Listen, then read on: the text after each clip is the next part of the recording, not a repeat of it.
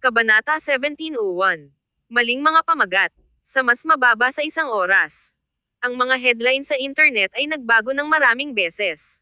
Gayunpaman, ang pinaka-nakakagulat na mga ito ay tungkol sa tatlong tao. Hashtag Nicole at Eric reconcile. Hashtag Nicole at Eric ay hindi kailanman maaaring makipagkasundo. Hashtag ang bagong pag-ibig ni Nicole ay si Clayton Sloan. Hashtag Eric Ferguson ay natatapon. Hashtag ang pinakadakilang eksena ng siglo. Hashtag nasaan si Xander. Ang tsismis tungkol sa tatlong tao na ang lahat ay masigasig na pag-usapan ang natapos na bumalik kay Xander. Diyosa na si Nicole, huwag kang bumalik. Si Mr. Sloan ay napakagwapo. Ginawa ni Ginoong Ferguson ang kanyang asawa at ngayon ay naghihirap sa bumalik dahil natapos siyang tumakbo nang habulin siya. Naaawa ako sa kanya. Ito ang tanawin ng siglo. Ang serye na matagal na nating hinahabol sa wakas ay dinala sa grand finale nito, ikalat natin ang mga bulaklak para sa diyosa na si Nicole. Si Clayton ay mukhang napakainit at banayad. Siya ay isang mahusay na tugma sa aming diyosa na si Nicole. Clayton, maging mabuti sa aming Nicole. Clayton, mas mabuti mong mahalin mo siya. Narinig kong binayaran ni Xander ang kanyang mga tagahanga upang magkasama. Ang pangalan ni Xander ay dapat na nasa mga headline din, di ba? Nasaan si Xander? Sa momentong iyon, matagal nang itinulak si Xander sa karamihan ng tao at tumakbo palayo sa isang taxi, walang pag-asa at malungkot. Si Xander ay talagang natatakot at nalulumbay. Sa pagtabi kong nasaktan niya si Nicole, ang kanyang katanyagan ay hindi umakyat. Ang perang ginugol niya ay bumaba sa kanal. Matapos gamitin ang pera na iyon, nawala pa ang kanyang pag-aari ng pamilya. Ngayon, inaasahan lamang niya na hindi na babalik si Nicole upang maging sanhi ng problema para sa kanya, o wala siyang paraan. Kinuha ni Xander ang kanyang telepono at tiningnan ang balita sa online.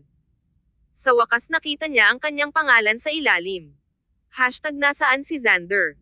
Natuwa si Xander at nag-click dito, ngunit pagkatapos ay biglang naging malamig ang kanyang puso. Lahat ng ito ay humihingi ng tawad mula sa mga pekeng tagahanga na binayaran niya na darating. Mahusay. Ngayon alam ng buong internet na binili niya ang kanyang mga tagahanga. Si Xander ay isang hakbang pa mula sa pagiging isang first-tier celebrity. Sa loob ng kotse ni Clayton. Habang nagmaneho sila palayo sa paliparan, ang kalooban ni Nicole ay hindi maipaliwanag na nakaka-relax at masaya. Sinira ni Clayton ang katahimikan at sinimulan ang paksa ng may ngiti. Babe, baka hindi mo matandaan, ngunit si Elio na kanang kamay ni Professor Philip 15 taon na ang nakakaraan noong siya ay 12 taong gulang lamang. Hindi mapigilan ni Nicole ngunit hindi nasasabik at hindi napansin kung paano ang matalik na address ni Clayton sa puntong ito. Ang kanyang pansin ay ganap na kay Elio Casenza, na nakaupo sa tabi niya. Dr. Casenza, napakatagal, kaya hindi ko naalala. Naroon ako 15 taon na ang nakakaraan, ngunit maraming tao. Ngumiti si Elio kasama ang ilang kabataan na enerhiya. Oo, maraming tao noon. Ako ay 12 lamang sa oras na iyon, at ikaw ay 10 lamang, di ba? Naaalala ko na bago ang operasyon, tumakbo ka sa ward ni Chairman Stanton at sumigaw, nais na siya ay mag-talk sa iyo sa kama. Back then, walang makakaalis sa iyo. Hindi naalala ni Nicole ang eksenang iyon, ngunit hindi iyon pinigilan na mapahiya siya. Si Clayton ay kumalas sa isang mababang tinig, at ang kapaligiran ay agad na nakaka-relax. Gayunpaman, tiyak na tunog ito tulad ng gagawin ni Nicole. Bumantong hininga si Elio at tumingin sa bintana. 15 taon na lumipas ang in a flash. Kung ang aking nakatatanda ay nasa paligid, matutuwa siyang malaman na ang mga resulta ng kanyang operasyon ay tumagal ng matagal. Nawala ang ngiti ni Nicole nang maalala niya na namatay si Professor Philip ilang araw na ang nakalilipas, hindi siya maaaring maging masaya. Kung hindi man, magiging awkward ito. Humihingi kami ng paumanhin para sa pagpanaw ni Professor Philip. Hindi ko alam kung ano ang mag-save. Ngunit natutuwa ako na nagawa mong magmadali at gumanap ang operasyon sa aking ama. Hinaplos ni Elio ang kanyang mga templo at ngumiti. Huwag mag-alala. Sinundan ko ang operasyon na ito 15 taon na ang nakakaraan upang pag-aralan ito. Naiintindihan ko ang buong pamamaraan ng operasyon ng aking senior at nagsagawa ng maraming katulad na mga operasyon sa mga nakaraang taon, kaya tiwala ako na ang operasyon na ito ay may mataas na posibilidad ng tagumpay. Kabanata 1702. Ito ay wala. Ganap na tiniyak ng mga salita ni Elio si Nicole. Ang kanyang casual na pag-uugali ay nagparamdam sa mga tao na hindi ito isang pangunahing operasyon at madali. Ginawa nitong si Nicole ay nakaka-relax ng biglaan. Sa katunayan, kay Elio, hindi ito isang malaking pakikitungo. Kung hindi para sa pagpapakilala ni Clayton, hindi naniniwala si Nicole na ang hindi mapagpanggap na binata na ito ay talagang may malalim na kaalaman at kasanayan. Ang kapaligiran sa kotse ay magaan at nakaka-relax hanggang sa dumating sila sa ospital. Hindi binanggit ni Elio ang anumang karagdagang mga kondisyon tulad ng pahinga at diretso sa ward upang hilingin ang mga ulat sa pagsubok ni Floyd sa mga nakaraang araw. Hindi pinalaya ni Elio ang anumang data mula sa pagsusuri. Hindi nakilala ni Director Sven si Elio sa una. Gayunpaman, nang makita ang paraan na sineseryoso ni Elio ang kanyang sarili, hinayla ni Clayton si Elio sa gilid upang ipakilala sa kanya. Ito ang junior ni Professor Philip, Professor Elio Casenza. Director Sven froze. Ang susunod na segundo, bigla siyang tumayo ng diretso, nakakagulat sa lahat. Ikaw si Elio Casenza. Tumanggaw si Elio na kalmado at tumingin muli upang magpatuloy sa pagbabasa ng ulat. Bahagyang nagbago ang mukha ni Director Sven, at tahimik siyang nagtanong, ikaw talaga si Professor Elio Casenza. Hindi mapigilan ni Nicole ngunit malito sa reaksyon ni Director Sven.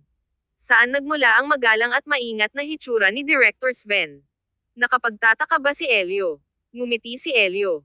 Ako. Hindi mo kailangang maging magalang. Hayaan mo muna akong maunawaan ang sitwasyon bago gumawa ng karagdagang mga plano. Ang bibig ni Director Sven ay nakabukas sa pagkabigla, ngunit hindi siya gumawa ng isa pang tunog dahil sa takot na makagambala kay Elio.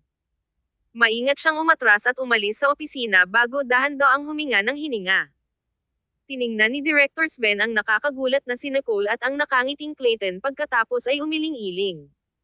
Binigyan niya si Nicole ng isang hinlalaki. Miss Stanton, talagang kapansin-pansin ka upang maimbitahan siya. Kumurap si Nicole at tumingin kay Clayton. Nakapagtataka ba si Elio? Nag-click si Director Sven sa kanyang dila at sinampal ang kanyang hita. Hindi lang siya kamanghamanghang. Siya ay simpleng maalamat. Mas nakakagulat pa si Nicole. Natuwa lang siya dahil si Elio ay junior ni Philip na lumahok sa operasyon ni Floyd 15 taon na ang nakalilipas, kaya mas mataas ang mga pagkakataon ng tagumpay. Hindi niya alam ang nakaraan ni Elio. Ipinakilala ni Director Sven si Elio. Si Elio ay isang alamat sa mundo ng medikal. Nag-vent siya sa larangan ng gamot at operasyon at itinuturing na isa sa pinakamahusay na mayroon, lalo na pagdating sa mga kaso ng Kurohiko. Dalubhasa siya sa pananaliksik at ang bawat pag-unlad na ginagawa niya ay ang pag-unlad ng buong industriya. Sa paligid niya, hindi kailanman alalahanin ang sakit ng iyong ama, si Chairman Stanton ay maaaring mabuhay pa. Si Director Sven ay nakipag-usap sa isang flush na parang nakilala niya ang kanyang idolo. Siya ay ganap na naiiba sa kanyang karaniwang sarili. Hindi maiwasang tumawa si Nicole. Napakagaling ba niya? Sinulyapan siya ni Director Sven at tiningnan si Clayton. Inanyayahan mo siya, tama, Mr. Sloan. Kung maaari mong inanyayahan si Professor Elio dito, ano ang punto ng paghahanap kay Felix Ferguson? Hayaan akong sabihin sa iyo. Si Elio ay tulad ng Stephen Hawking ng medikal na mundo, at sa paghahambing, si Felix ay isang maliit na doktor lamang sa isang third-rate na klinika ng pinakamahusay. Nanlaki ang mga mata ni Nicole sa sorpresa. Ang pagkakatulad na iyon ay nakakagulat. Gayunpaman, ang direktor na si Sven ay hindi mukhang pinagmamalaki niya. Si Clayton ay nag-smile ng mahina nang hindi nagrereklamo o balito lang. Si Elio ay talagang isang henyo. Nag-aalala lamang ako na hindi niya maibabalik ito sa oras, kaya wala akong sinabi sa una. Nang makuha ang aking mga tao na magtanong sa paligid, nalaman nila na nasa Hong Kong siya, kaya't inanyayahan ko agad siya. Kabanata 1703. Ang aking maliit na ginang. Sinabi ni Clayton na parang simple ito. Binigyan siya ni Director Sven ng isang hinlalaki sa paghanga. Ang kanyang mga mata ay lumiwanag ng maliwanag. Huwag kang mag-alala. Ang kalusugan ni Chairman Stanton ay magiging maayos ngayon. Si Elio ang ating ilaw sa dulo ng tunnel. Huminga si Director Sven ng isa pang buntong hininga habang siya ay nagsalita at lumingon upang pumasok sa loob upang humanga muli kay Elio. Tumayo roon si Nicole at tumingin kay Clayton. Kaya, gumawa ka na ng paghahanda. Hindi masabi ni Nicole kung nasa sabik siya o kalmado. Tinikom ni Clayton ang kanyang mga labi at ibinaba ang kanyang mga mata. Humihingi ako ng paumanhin para sa hindi ko sinabi sa iyo mula pa noong simula. Hindi ko rin ito inaasahan. Naramdaman ko lamang na may isang bagay na naka-off kapag narinig ko ang direktor na si Sven na binanggit si Felix Ferguson. Sinabi ni Nicole, ano ang nawala? Itinaas ni Clayton ang kanyang mga browser. Sa totoo lang, namuhunan ako sa pangkat ng medikal kay Professor Philip ilang taon na ang nakalilipas at binigyan sila ng ilang daang milyong dolyar sa isang taon upang harapin ang mga problemang medikal. Halos nakalimutan ko ang tungkol sa kanila. Nang pumanaw si Professor Philip, ang kanyang trabaho ay tumigil dahil ang direksyon ng koponan ay nagbago, at ang mga tao ay nakipagkompetensya para sa pamumuno. Ginamit ni Felix ang kanyang background upang pisilin si Elio sa labas ng koponan at sakupin ang koponan ni Professor Philip. Sumimangot si Nicole. Ang koponan ay mas komplikado kaysa sa naisip niya. Pagkatapos si Elio, ngumiti si Clayton. Hinayaan kong mag-set up si Elio ng isang koponan ng kanyang sarili. Sa kanyang reputasyon, tumigil siya sa pagkakaroon na umasa kay Professor Philip ng matagal na ang nakalipas. Siya ay isang henyo. Kahit na saan siya pupunta, gagawa siya ng kanyang sariling halaga. Tumanggo si Nicole sa pag-unawa. Dapat ay sinabi mo sa akin kanina kaya hindi ko na kailangang sumang-ayon sa kahilingan ni Eric. Nadama ni Nicole na pinalalaki lamang sa pamamagitan ng pagbanggit nito. Nagmamadaling humingi ng tawad si Clayton. Ito ay kasalanan ko. Ito ay dahil hindi ko talaga naalala na namuhunan ako sa kanila. Hiniling ko kay Roland na mag-imbestiga ng malinaw bago dalhin siya rito. Sa kabutihang palad, tama kami sa oras. Inabot ni Clayton at hinawakan siya. Maingat na tinapik ang kanyang likuran tulad ng siya ay malumanay na koksang na bata. Sumangot si Nicole at sa wakas ay naramdaman ang kanyang puso na tumigil saglit. Maaari niyang isipin ang tungkol sa iba pang mga bagay-bagay ngayon. Ngunit si Elio ay hindi mukhang isang maalamat na tao. Tumawa si Clayton. Totoo iyon. Siya ay nag-iisang nag-iisip na nakatuon sa gamot at hindi nakikipag-away tungkol sa pagkain at damit. Hindi siya mukhang naiiba sa mga ordinaryong tao, ngunit may kakayahan siya. Hindi siya dalubhasa sa pagpapagamot ng mga mayayaman para sa katanyagan at kapalaran tulad ng ginagawa ni Felix. Ang kanyang mga pasyente ay napili batay sa kanilang kahirapan, at halos walang mahahanap sa kanya. Bumantong hininga si Nicole sa pag-unawa. Hindi nakakagulat na si Uncle Sven ay labis na nagulat na maaari siyang dumating. Tumawa ng kaunti si Clayton. Well, kung lahat ay maayos ito ay magtatapos ng maayos. Huwag mag-alala tungkol dito. Tumanggo si Nicole at pinaihit ang kanyang ulo upang i-fling ang sarili sa kanyang mga braso, garalgal ang kanyang tinig habang nagsalita. Maraming salamat. Ibinaba ni Clayton ang kanyang ulo at hinalikan ang kanyang buhok. Ang kanyang tingin ay hindi kapani-pani walang malambot. Malugod ka, aking maliit na ginang. Ang operasyon ay naka-schedule para sa hapon ng susunod na araw. Nang marinig ni na Grant at Kay ang balita, pareho silang nagulat sa mahabang panahon. Kahit na si Ida ay nagmamadali upang maghintay sa harap ng operating room sa kabila ng pisikal na abala. Hinikayat siya ni Grant, ngunit hindi ito ginamit, kaya hinayaan niya siyang gawin ayon sa nalulugod. Hindi ito ginawa ni Maverick sa oras, at ang natitira sa kanila ay naghintay ng maayos sa labas ng operating room. Gayunpaman, walang sino man sa isang nakaka-relax na kalagayan. Bagaman narito si Elio at mataas ang mga pagkakataon ng tagumpay, natatakot ang lahat sa isang pagkakataon na 1 in a million. Maaari lamang silang manalangin na ang operasyon ay nagpatuloy ng walang masama. Sa panahon ng operasyon, walang nakapansin na ang isang tao ay lumilitaw sa kabilang panig ng koridor sa ilang mga punto. Tumayo roon si Eric at hindi sumulong. Mula sa isang distansya, tiningnan niya si Nicole, na nakatayo doon na mukhang napakaganda at nagliliwanag. Gayunpaman, ang kanyang malinaw na balangkas ay unti-unting lumabo sa harap ng kanyang mga mata. Kabanata 1704. Iminumungkahi kung sumuko ka. Sa wakas ay nawala si Nicole sa buhay ni Eric. Ang Diyos ay tila naglaro ng isang biro kay Eric. Ang pagkakataong ito ay naihatid sa kanya at pagkatapos ay inalis muli. Bakit? Sinusubukan ba si Eric? Nag-backtrack si Felix at ayaw na lumapit. Nang malaman ni Felix na dumating si Elio, labis siyang nagagalit kaya nagbago siya ng mga flight sa paliparan at hindi na rin pumunta sa media niya. Naiinggit si Felix sa henyo na iyon, ang junior na si Professor Philip ay bias. Matapos ang isang hindi kilalang oras, ang mga tao sa operating room ay sa wakas ay lumabas. Narinig ni Eric na may nagsabi, ang operasyon ay isang mahusay na tagumpay. Tumayo roon si Eric at tila nagbubuntong hininga. Sumandal siya sa dingding, at ang kanyang katawan ay tila pinatuyo ng lakas na parang nasira ang isang string. Ang kanyang mga kamay ay clenched at hindi nabuksan habang nakikinig siya sa pagtawa doon.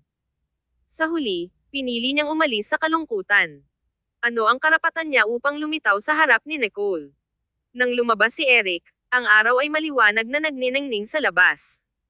Parang hindi siya makatayo sa ilalim ng ilaw at kailangang umatras. Si Mitchell, na naghihintay sa kotse, ay lumabas at nagpunta upang suportahan siya. Pangulo, ayos ka lang ba? Naghihintay dito si Mitchell para kay Eric. Pareho siyang nakikiramay at nakakagulat sa pag-uugali ni Eric.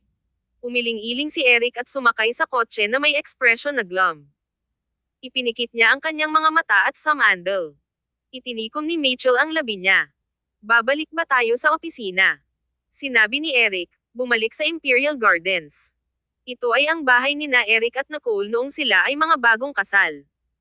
Agad na natanto ni Mitchell ang mga saloobin ni Eric. Hindi pa rin pinakawalan ni Eric si Nicole. Hindi mahalaga kung gaano karaming mga bagay ang naranasan niya, hindi niya mapabayaan. Sinulyapan ni Mitchell ang driver, na naintindihan at agad na nagmaneho sa direksyon ng Imperial Gardens.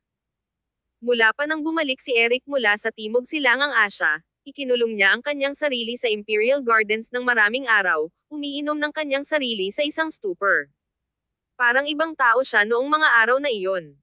Si Mitchell ay nakabagbag puso sa oras na iyon. Gayunpaman, in just ilang araw, hinayla ni Eric ang himself na magkasama at naging hindi mapigilan na si Eric Ferguson. Hindi alam ni Mitchell kung ano ang naramdaman niya tungkol doon, ngunit hindi lang niya naramdaman si Nicole. Hindi sa ayaw ni Mitchell na makabawi si Eric, ngunit ang mga bakas ni Nicole sa puso ni Eric ay tinanggal sa loob lamang ng ilang araw. Ang tinatawag na malalim na pag-ibig ay mayroon ding petsa ng pag-expire.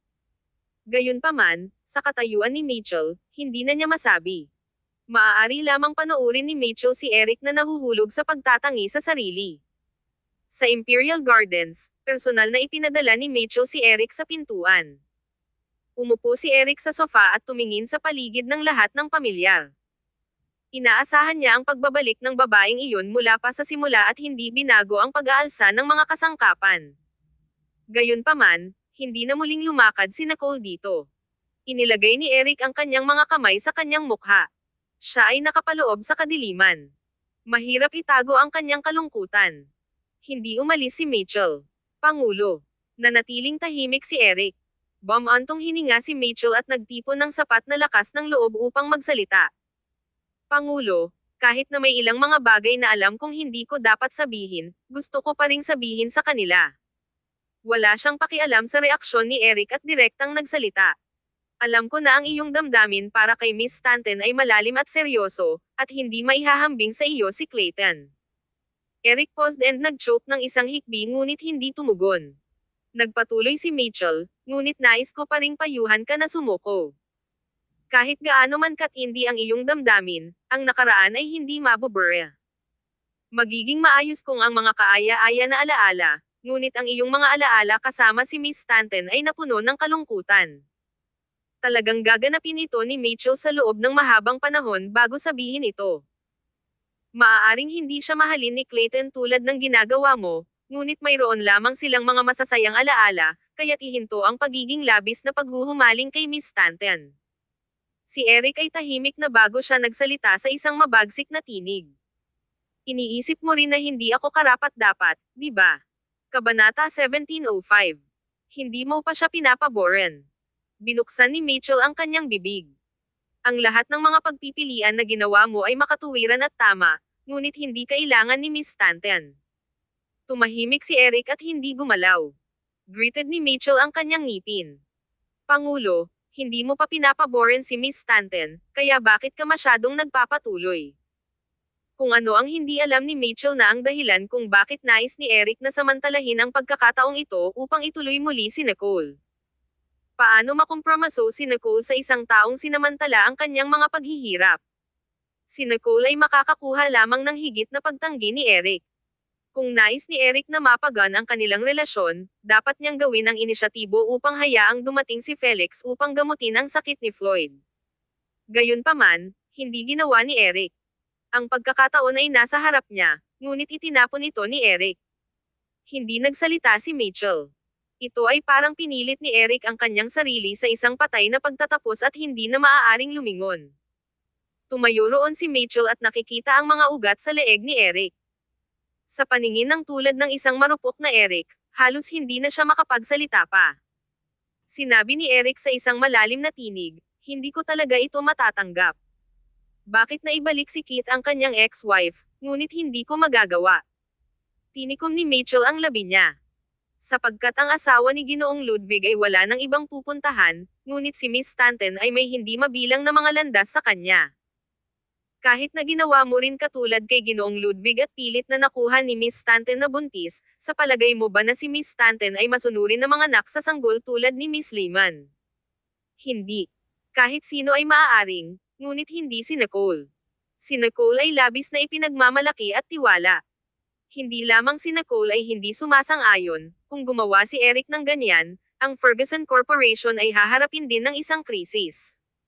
Ang pamilyang Stanton ay hindi kailanman magpapahinga hanggang sa magdusa ang mga Ferguson. Sa huli, mawawala ang magkabilang panig. Si Eric ay tahimik sa loob ng mahabang panahon, napakatagal na si Mitchell, na nakatayo doon, ay naisip na nakatulog siya. Sinabi ni Eric, "Mitchell." Walang pahiwatig ng pagkasira sa kanyang tinig. Siya pa rin ang malamig, mahigpit, at nakapangangatwiran na negosyante, si Eric Ferguson. Ang puso ni Mitchell ay nanginginig ng bahagya, at inalis niya ang kanyang isip. "Oo, Mr. Ferguson." Greeted ni Mitchell ang kanyang mga ngipin, marahil ay napagtanto na ang kanyang karera ay malapit nang magtapos dito. Ang mga salita ngayon ay bawal para kay Eric. Si Mitchell ay masyadong mapusok. Sinabi ni Eric, "Tulungan mo akong mag-book ng flight patungong Denmark." Tumingin ng bahagya si Mitchell. Si Eric ay kagagaling lamang mula sa Denmark, ngunit aalis siya muli. Hanggang doon na lang ba si Eric? Pangulo. Tumayo si Eric, mukhang madilim at malamig. Ang kanyang mukha ay bahagyang mapatla habang nakatingin siya kay Mitchell, at lumakad siya at tinapik ang kanyang balikat. "Iiwan ko ang kumpanya dito sa iyong mga kamay. Mas maganda ang pakiramdam ko kung nasa Denmark ako." Tama si Mitchell. Ang paglayo ni Eric kay Nicole ay mas mabuti. Hindi mahalaga kung gaano siya kagustuhan, kailangan niyang tanggapin ito. Ang hindi pagpapakita sa harap ni Nicole ay ang pinakamahusay na konsesyon na maaaring gawin ni Eric, di ba? Karapat-dapat siyang maging masaya. Hindi niya ito masira. Gusto ng lahat na sumuko siya, kasama na ang kanyang sarili. Mabuti, pagkatapos. Nakompromiso siya hanggat masaya si Nicole. Ipinikit ni Eric ang kanyang mga mata. Nang buksan niya muli ang mga ito, ang kanyang mga itim na mata ay mapula. "Ang paglayo sa kanya ay ang aking pagbabayad sala." Pagkatapos siyang matapos, dumiretso si Eric sa itaas at sinabing, "Mag-book ng pinakaunang paglipad." Mas maaga, mas mahusay. Tiningnan ni Mitchell ang likuran ni Eric, hindi alam kung ano ang sasabihin sa sandali. Naawa siya kay Eric ngunit hindi rin dahil nararapat ito kay Eric.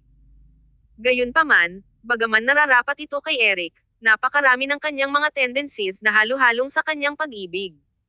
Sa katunayan, palaging minamahal ni Eric si Nicole. Kung may iba pa na nakatayo sa sapatos ni Eric, sino ang gagawa ng mas mahusay kaysa sa kanya? Tinikom ni Mitchell ang labi niya. Hindi siya nasisiyahan sa kanyang promosyon at pagdaragdag ng sweldo. Naaawa lang siya kay Eric. Kabanata 1706. Hahayaan kita. Eric simply handed ang domestic na negosyo ng Ferguson Corporation.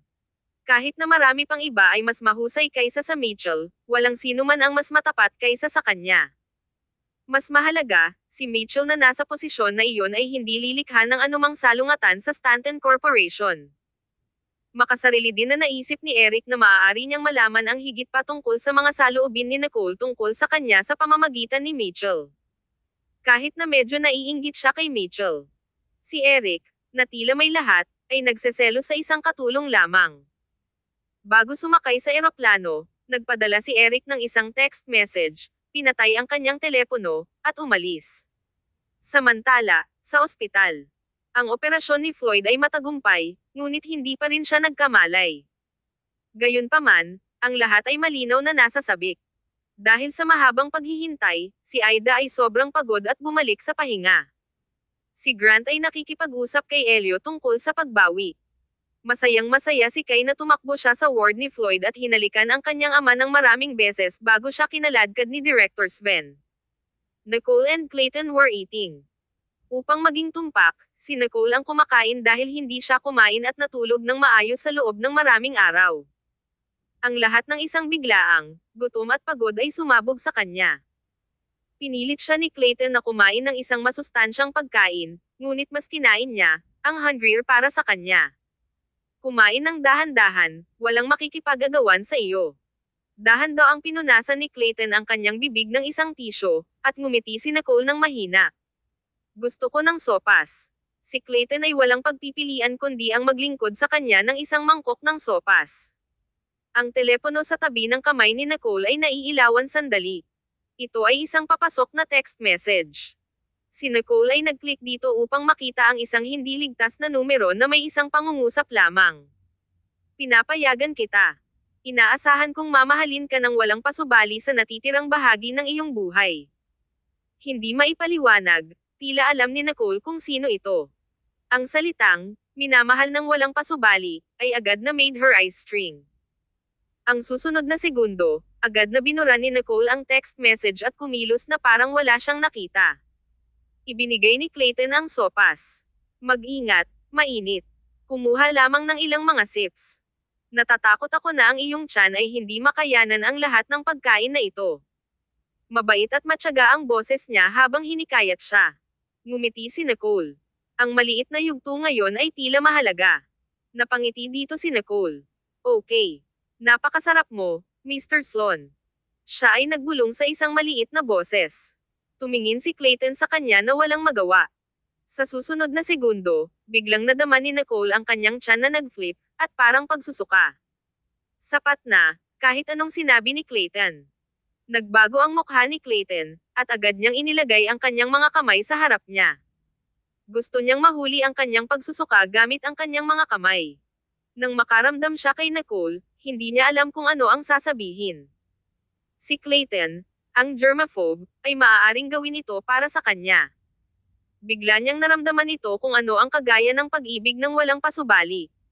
Sa katunayan, palagi siyang minahal ni Clayton na walang pasubali. Sumimangot si Nicole. Sa kabutihang palad, hindi siya nagpyok. Kung hindi man, ang kanyang imahe ay maaaring itapon sa bintana. Sabik na binabalisa ni Clayton siya mula sa likuran sa pagkabalisa. Hindi ka komportable. Nag-inom ka ba ng sobrang sopas? O hindi ba sariwa ang pagkain?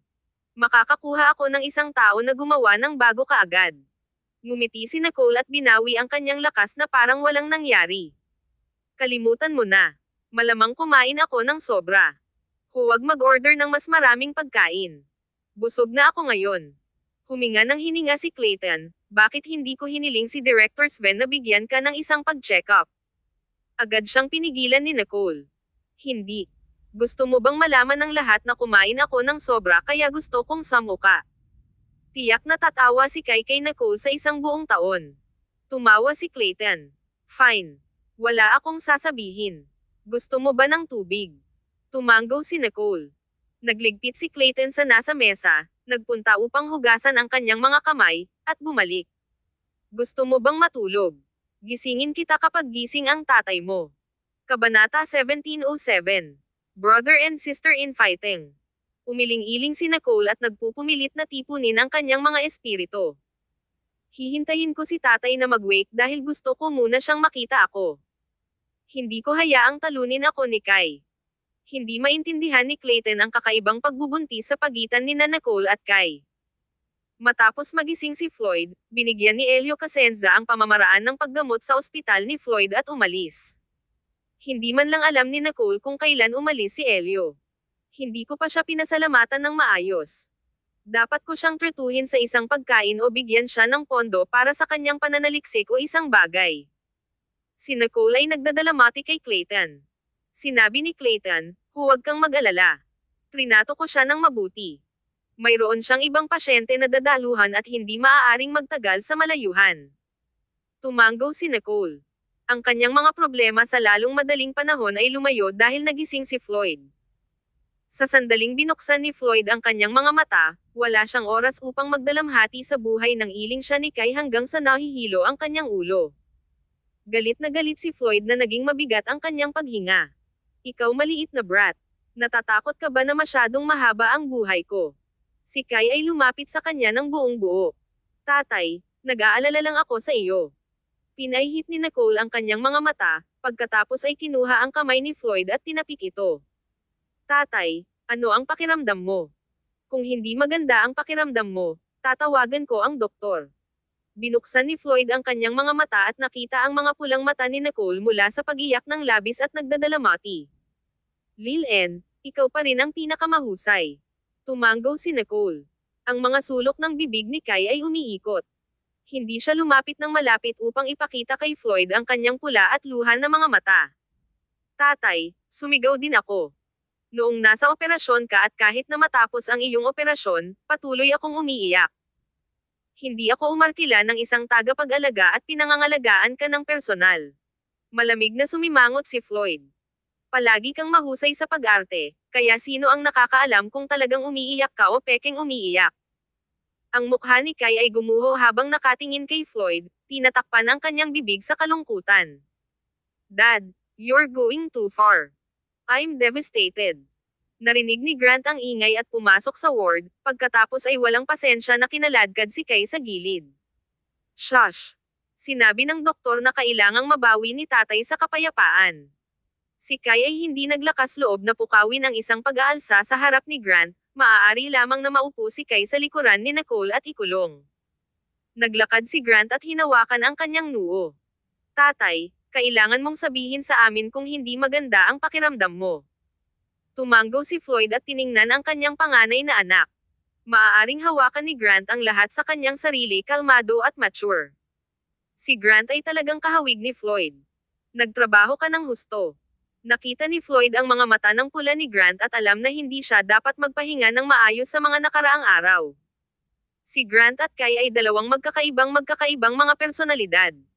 Nagustuhan ni Kai na gumawa ng isang malaking pag-aalsa tungkol sa lahat, habang tahimik na malulutas ang lahat ng mga problems kahit na bumabagsak ang langit. Tumingin si Floyd sa paligid. Okay ba si Aida at ang sanggol? Tumanggo si Grant. Bumalik siya sa pagpahinga. Tumanggo si Floyd nang walang hindi kasiya siya. Sinabi ni Nicole, si Aida ay patuloy na nagbabantay dito ng maraming araw. Tumanggi siyang umalis noong nasa operasyon ka. Ito ay lamang na ang sanggol ay masyadong fussy, kaya hindi na niya ito matiis. Halos hindi namin siya mahikayat na bumalik. Tumingin si Floyd kay Grant na reproachfully. Huwag hayaang tumakbo si Aida sa paligid. Mabuti ako. Dapat niyang alagaan ang kanyang kalusugan. Tumanggo si Grant sa katahimikan. Si Floyd ay hindi mailalarawan na naantig. Ito ang dapat maging gusto niya ng isang pamilya. Si Clayton ay dumating sa Into the Ward. Ang kanyang malumanay na mga mata ay may isang sandali ng sorpresa nang makita niya si Floyd. Nagising ka na Uncle Floyd. Clayton, mahirap ba para sa iyo? Si Floyd ay nakakaramdam ng emosyonal pagkatapos ng isang malapit na brush na may kamatayan. Ngumiti si Clayton. Uncle Floyd, ikaw ang may pinakamasama. Lahat tayo ay huminahon na gising ka. Tumanggo si Floyd. Kabanata 1708. Ang iyong manugang ay medyo mabuti. Di nagtagal, dinala ni Director Sven ang ilang mga doktor para sa isang regular na pagsusuri at pinalayas silang lahat. Chairman Stanton, talagang pinagpala ka. Ang iyong mga anak na lalaki at anak na babae ay matagumpay, ang iyong manugang na babae ay filial, at ang iyong manugang ay masunurin din at may kakayahang. Paano ka nakakuha ng ganoong swerte? Si Floyd ay nakipagtulungan sa pagsusuri at ngumiti ng kasiyahan. Ganun ba? Hindi ka ba naiinggit? Lahat ito salamat sa iyong manugang na pinamamahalaang ito. Nanlaki ang mga mata ni Floyd. Oh, natuwa si Director Sven na sinabi ni Floyd ang buong kwento. Nang binanggit ni Sven si Elio Casenza, ang kanyang mga mata ay napuno ng labis na paghanga at paggalang na hindi maaaring maitago. Gayunpaman, ang focus ni Floyd ay kay Clayton. Sa wakas ay naramdaman niya na maaasahan si Clayton. Naalala ni Floyd na nang pumasok si Clayton sa ward, kumilos si Clayton sa paraang nabigyang katwiran, nang walang kaunting hangarin na gamitin ito upang ipakita o kumuha ng kredito. Bigla, nakita ni Floyd si Clayton sa isang bagong ilaw. Noong nakaraan, si Floyd ay palaging natatakot na masaktan si Nicole at tatanungin siyang huwag magkaroon ng tunay na damdamin para sa iba. Sa kalagayan ng pamilyang Stanton, wala silang pakialam kahit na hindi pinakasalan ni Nicole ang sinuman sa kanyang buhay. Pagkatapos ng lahat, hindi nila kailangan ng alyansa sa kasal upang pagsamahin ang kanilang kapangyarihan. Gayunpaman, hindi makaya ni Floyd na makita si Nicole na nag-iisa. Kaya, mas mahusay kung makakahanap siya ng isang tao upang mapanatili ang kanyang kumpanya at mapasaya siya. Dahil nagpakita si Clayton, napansin siya ng Stanton sa loob ng mahabang panahon. Mas madali itong pumili ng kasalanan kung may motibo si Clayton, ngunit hindi niya ginawa. Gusto lang ni Clayton na makasama si Nicole. Hindi inaasahan na naisave ni Clayton ang buhay ni Floyd. Natapos ni Director Sven ang kanyang pagsusuri ngunit hindi umalis. Tumingin siya kay Floyd at nagbuntong hininga. Floyd, old buddy. Kailangan mong mabuhay ng maayos upang tamasahin ang lahat ng iyong mga pagpapala. Ngumiti si Floyd. Okay. Lumipas ang oras araw-araw. Nanatili si Floyd sa ospital ng higit sa isang buwan hanggang sa siya ay ganap na mabawi. Ang kanyang mga espiritu ay napabuti din sa araw. Si Grant at Kai ay tumalikod upang bisitahin si Floyd. Pag-uusapan ni Grant ang pag-unlad ng kumpanya habang si Kai ay andoon upang pukawin si Floyd. Sa tuwing dumating si Kai, kailangan niyang gumawa ng maraming ingay bago siya umalis. Gayunpaman, nagustuhan ng lahat sa ospital si Kai at naisip na si Kai ay isang anak na lalaki. Nang marinig ni Nicole ang alingaw-ngaw na ito, hindi siya makapaniwala ng ilang sandali, naisip niya na si Kai ay nakipag-away sa iba upang maikalat ang mga alingaw-ngaw na ito tungkol sa kanya. Kamakailan lamang ay nagkaroon ng masamang stomach si Nicole. Minsan ay magkakaroon siya ng isang mahusay na gana sa pagkain ngunit kung minsan ay magsusuka siya pagkatapos ng ilang kagat. Sinabi ni Yvette na ito ay dahil si Nicole ay masyadong na-stress sa sakit ni Floyd at marahil ay mababawi ni Nicole sa loob ng ilang araw. Pumunta si Clayton sa ospital araw-araw at sinamahan minsan si Nicole. Kapag abala si Nicole, si Clayton ay pupunta sa kanyang sarili at umupo sandali upang samahan si Floyd. Pag-uusapan nila ang tungkol sa domestic at international news, at hihilingin ni Clayton ang payo sa mga nakakalito na problema sa negosyo. Natuwa si Floyd na payuhan si Clayton at nadama na si Clayton ay isang mabuti at progresibong bata. Ang kanyang impresyon kay Clayton ay napabuti din sa araw, at nakita niya si Clayton bilang kanyang sariling anak. Hindi pinamamahalaang ni Nicole na dumalo sa kasal ni Yvette at naawa sa kanya, kaya pinadalhan niya si Yvette ng isang hanay ng mahalagang alahas. Masaya si Yvette na agad niyang nakalimutan ang lahat ng kalungkutan. Kaya, inanyayahan ni Yvette si Nicole sa hapunan at isang spree shopping. Naramdaman din ni Nicole na matagal na siyang nagpipigil, kaya sumang-ayon kaagad siya. Inanyayahan din nila si Julie. Lumabas si Clayton kasama si Nicole. Habang namimili si Nicole, nagpunta siya sa ospital. Malinaw ang dibisyon ng paggawa. Bumantong hininga si Nicole. Sa palagay ko mas katulad ka ng anak ng aking ama. Ngayon kapag tinawag niya ako, hiniling pa niya akong maging mabait sa iyo. Na-hypnotize mo ba siya? Ang mga mata ni Clayton ay naiilawan ng kagalakan. Magaling. Kailangan mong makinig sa iyong ama. Inilunsad ni Nicole ang kanyang mga balahibo sa kanya at strutted ang layo sa kanyang mataas na takong. Kabanata 1709. Nais na maging nasa nangungunang pamamahala. Nahuli ni Clayton si Nicole sa ilang mga hakbang. Hinawakan niya ang kanyang mukha na nawalan ng timbang sa mga nakaraang araw at mukhang nababahala. Magkaroon ng isang magandang oras. Nababato ka na sa mga araw na ito na hindi ka makakain o makatulog ng maayos. Tawagan mo ako kapag tapos ka na, pagkatapos ay sasanduan kita, okay? Tumanggo si Nicole, niyakap siya, pagkatapos ay lumingon at umalis. Naghihintay ang driver sa labas ng mahabang panahon.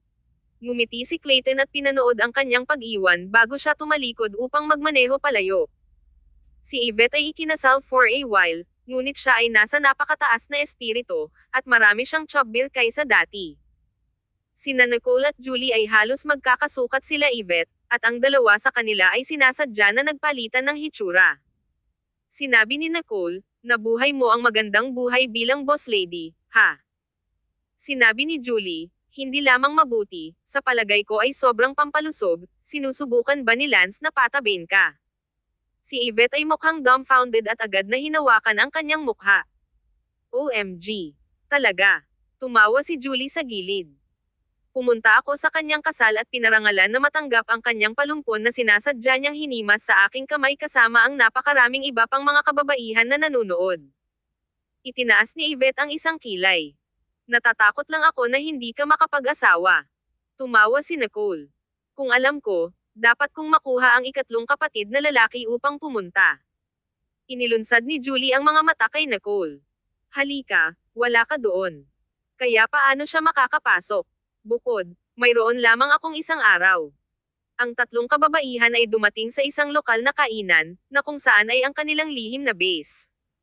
Bagaman hindi ito maluho bilang isang 5-star na restaurant, masarap ang pagkain dito. Matapos mag-order ng ilan sa kanilang mga paboritong pagkain, sinimulan ni Yvette na ibahagi ang mga pagbabagong naranasan niya mula pa noong kasal. Dahil ang kasal, nalaman ng lahat sa kumpanya na ang katulong ni Lance ay talagang asawa, kaya ang paraan ng pagtrato nila sa akin ay isang 180 degree na pagliko. Bago ito, lagi nila akong sinusuyo. Ngunit ngayon, masayang pinapagod nila ako at bumili ng dessert para sa akin. Sila ay matulungin. Hindi maiwasang tumawa si Nicole. Kung gayon, hindi mo na kailangang maging isang katulong dahil hindi mo na matutunan muli ang anumang bagay sa posisyon na iyon. Dapat mo lamang baguhin ang iyong papel. Tumanggo si Julie. Maaari ka lamang sa nangungunang pamamahala.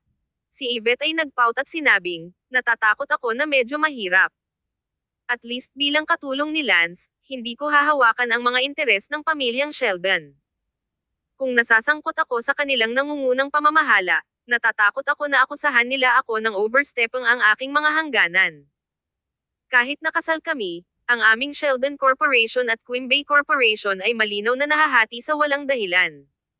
Sa mga salitang ito, agad na huminahon sina Nicole at Julie.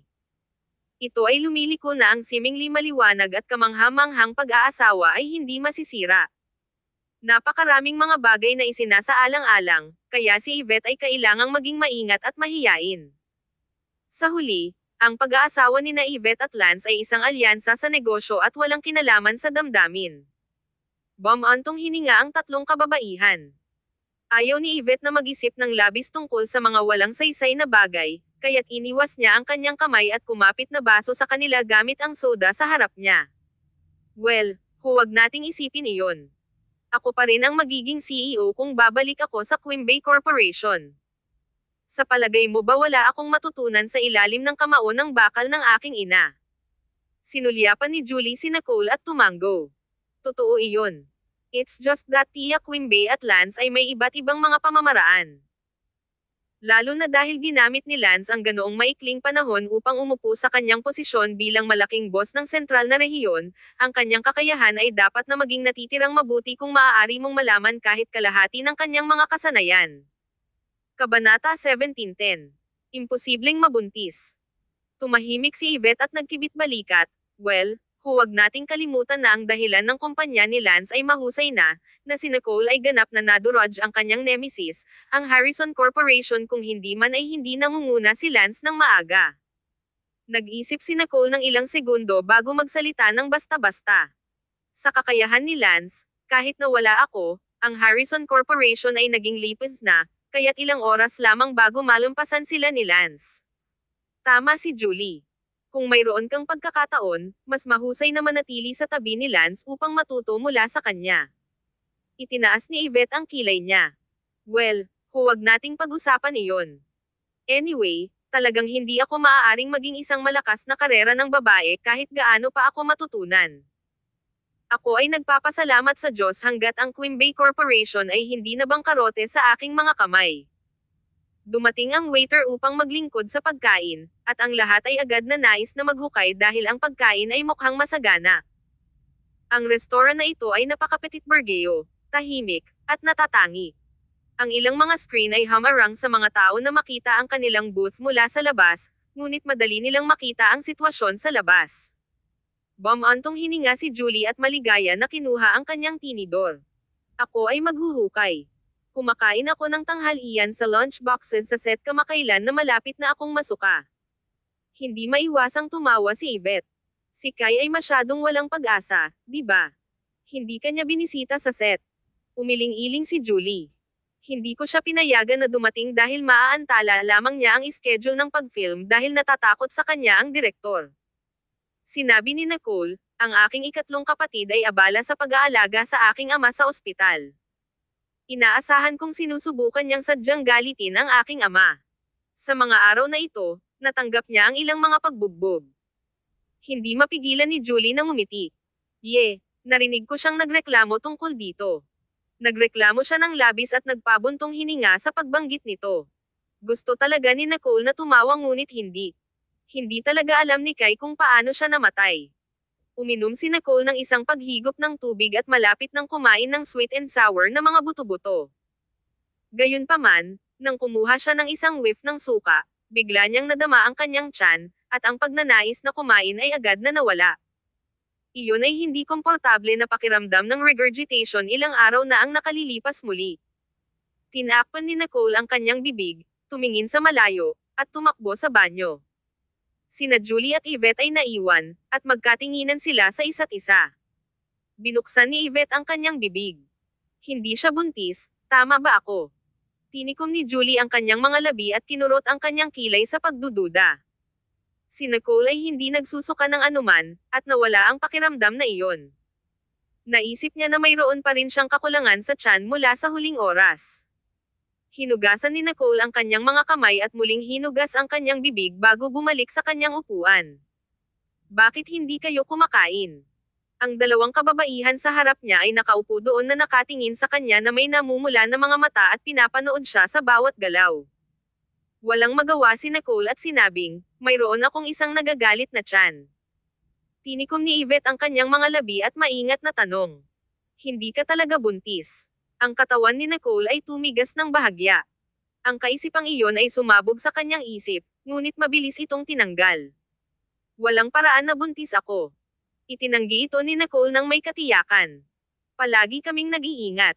Ngumiti si Yvette. Well, ang pag-iingat ay hindi maloko, Miss Stanton. Mas mahusay kang pumunta at suriin ito. Huwag maging bulalas. Kung ang iyong tiyan ay lumalaki ng malaki, hindi ito madaling hawakan. Tumanggo si Julie, tiningnan ang bahagyang nakapangangilabot na si Nicole, at tinapik ang kanyang kamay. Anyway, ikaw at si Clayton ay nagpasya na magkasama, di ba? Kasama o walang mga anak, hayaan ang kalikasan na kumuha ng kurso. Kung talagang buntis ka, huwag mong itakwil. Sinabi ni Yvette, oo, magpakasal ka ng mas maaga o huli pa rin, kaya anong pagkakaiba ang magagawa nito kung itali mo ang buhol ng mas maaga o mas bago? Naupo si Nicole doon ng isang maliit na dumbfounded. Medyo komplikado ang kanyang puso. Hindi niya inakala na malayo sa unahan, at hindi rin niya iniisip na magpakasal. Bagaman maraming beses itong isinulat ni Clayton, pinatay niya lang ito. Paano madali itong magpakasal? Kabanata 17:11. Don't you want to get married? Si Nicole at Clayton ay maaaring magkasama kung nais nila, at maaari silang maghiwalay kung nawalan sila ng damdamin para sa bawat isa. Kung magpakasal sila, paano sila makakakuha ng responsibilidad para sa hinaharap ng bawat isa? Nakikita ng pabagsak sa mukha ni Nicole, biglang may napagtanto sina Julie at Yvette. Kumurap si Yvette. Huwag mong sabihin sa akin na hindi ka kailanman nagplano sa pagpapakasal kay Clayton at nais lamang na matulog sa kanya ng libre. Sumulyap si Julie kay Yvette. Tignan ang iyong mga salita. Sinara ni Yvette ang kanyang bibig at tiningnan si Nicole, naghihintay para sa kanyang sagot. Yumuko si Nicole. Hindi ko alam kung ano ang iniisip ko. Nararamdaman ko lang na ang aking puso ay nasa kaguluhan. Tinikom ni Julie ang kanyang mga labi at ibinaba ang tinidor niya. Kalimutan ito. Huwag tayong mamili. Hanggang sa lumabas ang resulta, maaari ka pa ring mag-atubiling at mag-backtrack. Hayaan natin at suriin muna ito, oo. Tumanggo si Yvette. Sasamahan ka namin sa ospital. Agad na tumanggi si Julie. Hindi pwede.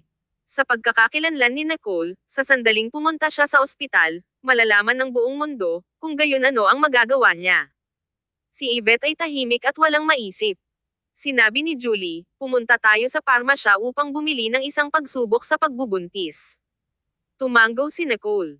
Sa ilalim ng kanilang masigasig na mga titig, si Nicole ay nagubo at nadama na mas nabigyang diin. Okay. Babalik na lang ako at kukuha ng pagsubok sa aking sarili. Maaari kayong mag-shopping. Gamit nito, tumayo si Nicole at hinawakan ang kanyang bag upang umalis. Sina Yvette at Julie ay nanunood ng pagkabigla habang naglalakad palayo si Nicole. Ang likod ni Nicole ay mukhang medyo nagmamadali.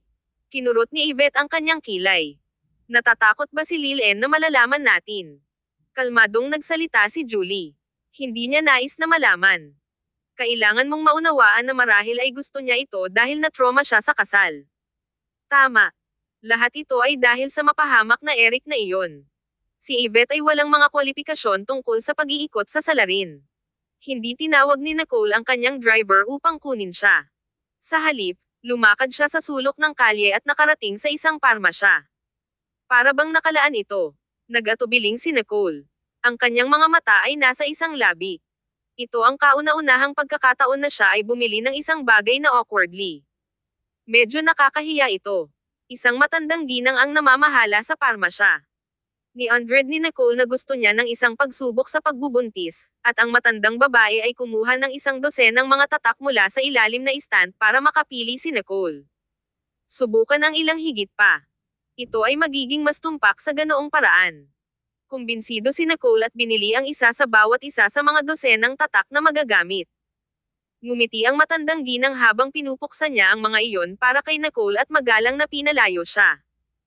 Dinala ni Nicole ang itim na plastic bag, na kung saan ay ganap na wala sa lugar kasama ang kanyang Amerikana na higit sa $100,000. Direkta siyang sumakay sa taxi papunta sa bahay. Walang sino man sa bahay, at wala si Clayton. Mas maganda upang hindi siya makaramdam ng pagpilit. Maingat na binasa ni Nicole ang mga tagubili ng mga pagsubok sa pagbubuntis, at ang paggamit ay higit o pareho. Mabilis niyang naintindihan ang pamamaraan. Gayunpaman, inirerekomende gamit ang unang ihi ng umaga, kaya hindi niya masubukan ngayon at kailangang maghintay hanggang bukas ng umaga. Nicole was torn between using a few to try it out first and leaving the rest to try again tomorrow morning. Kaya, huminga si Nicole ng malalim at pumasok sa banyo na may mga kit ng pagsubok. Nang makita lamang ni Nicole ang isang bar na nagpapakita sa tuktok, huminga siya ng isang buntong hininga at itinapon ito sa basurahan. Pagkatapos ay itinapon niya ang natitirang mga kit.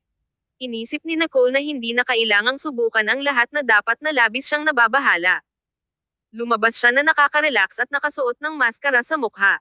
Pagkatapos ay nahiga siya sa upuan ng masahe at nadama na hindi gaanong tense sa buong katawan niya. Kahit papaano, natulog siya unconsciously. Nang bumalik si Clayton sa gabi, nakita niya si Nicole na nagbabasa sa paglubog ng araw. Ang kanyang katawan ay nakapaloob sa mainit na sikat ng araw, at mukhang siya ay nasa isang pagpipinta ng langis, isang malabo ngunit gumagalaw na kagandahan. Ang kanyang puso ay bumagsak. Pagkatapos ay tumungo siya at malumanay na hinalikan siya sa noo. Kabanata 17:12. Masipag at mabait na tao. Napatulog si Nicole. Nang maramdaman niyang may pumasok, binuksan niya ang kanyang mga mata at umupo sa isang labi. Bumalik ka na. Tumingin si Clayton sa kanya na walang magawa at ngumiti. Hindi ka napunta sa pamimili. Napapagod ka ba? Ilang beses na akong tumatawag, ngunit hindi ka sumagot, Kaya tinawag ko si Miss Quimby. Sinabi niya na umuwi ka na. Inunat ni Nicole ang kanyang mga braso, kaya nagpunta si Clayton at kinuha siya, pagkatapos ay ilagay siya sa sofa. Oh, bumalik na ako. Kung tungkol sa kadahilanan, hindi nais ni Nicole na banggitin ito ngayon. Hindi naisip ni Clayton at hinaplos ang kanyang buhok. Gutom ka ba? Gusto mo bang magluto ako para sa iyo? Hinawakan ni Nicole ang kanyang tiyan at tumanggo. Ngumiti si Clayton, hinalikan siya, pagkatapos ay tumayo at pumasok sa silid tulugan. Pumunta muna siya upang magpalit ang kanyang mga damit, pagkatapos ay pumunta sa banyo upang hugasan ang kanyang mga kamay. Si Nicole ay casual na sumulyap sa kanya at nakita na pumasok siya sa banyo. Biglang nanikip ang kanyang puso, at nagpanik siya ng kaunti. Hinugasan ni Clayton ang kanyang mga kamay, pinunasan ang mga ito na may isang tuwalya ng papel, at casual na itinapon ang tuwalya ng papel sa basurahan. Gayunpaman, hindi sinasadyang nahuli niya ang isang bagay. Nang makita niya ang bagay na nakadikit mula sa basurahan, ang kanyang mukha ay agad na tumigas. Lumipas ang 5 minuto, pagkatapos ay 10 minuto ang lumipas. Hindi pa umupo si Nicole. Nang tumayo na siya upang suriin kung ano ang nangyayari, nakita niya si Clayton na naglalakad ng mahinahon mula sa silid tulugan. Ang kanyang mukha ay napakakalmado na walang kakaiba. Walang pagkabigo o kaguluhan. Hindi malaman ni Nicole kung ano ang naramdaman niya tungkol doon.